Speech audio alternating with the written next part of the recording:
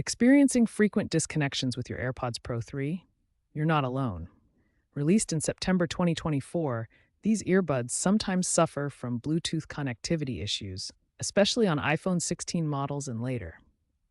While Apple has released firmware updates, like version 7A533 in early 2025, to improve stability, about 15 to 20% of users still face this problem.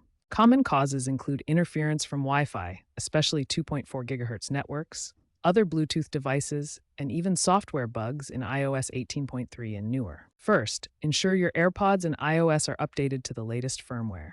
Try resetting your AirPods by placing them in the case, closing the lid, waiting 30 seconds, then holding the setup button on the back until the status light flashes amber, then white. Finally, reset your iPhone's network settings via Settings General, Transfer, or Reset iPhone, Reset Network Settings. If the problem persists, contact Apple support for hardware diagnostics. If basic fixes don't work, consider environmental factors.